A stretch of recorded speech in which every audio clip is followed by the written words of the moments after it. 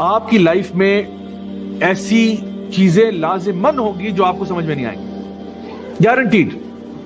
آپ کی لائف میں ایسے اپس اینڈ ڈاؤنز آئیں گے جو آپ کی سمجھ میں نہیں آئیں گے۔ یقین کیجئے آپ اللہ تعالیٰ کے پلانز کو نہیں سمجھ سکتے، یہ بات سمجھ لو بس۔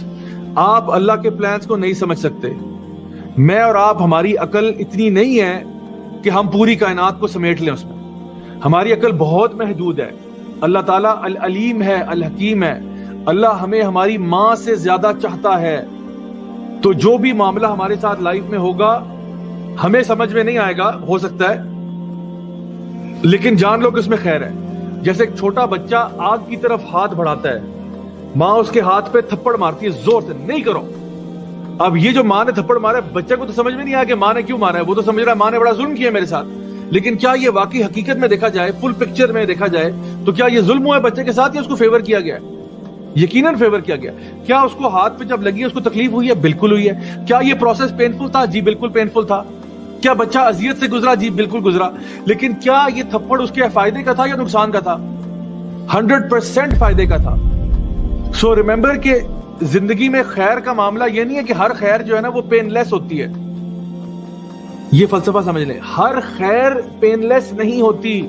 بہت دفعہ زندگی کے سب سے اہم ترین سبق جو ہے نا وہ آپ کو پین سکھاتا ہے، آپ تکلیف سے سیکھتے ہیں۔ اگر آپ اس تکلیف سے نہ گزرتے آپ وہ سبق نہ سیکھتے۔ ہماری لائف میں ایک پرابلم کیا آتی ہے نا، یہ بات غور طلب ہے کہ وہ مصیبت جو بھی ہے ہماری اکثر و بیشتر ہماری سمجھ میں نا اس ٹائم پہ وہ نہیں آ رہا ہوتا۔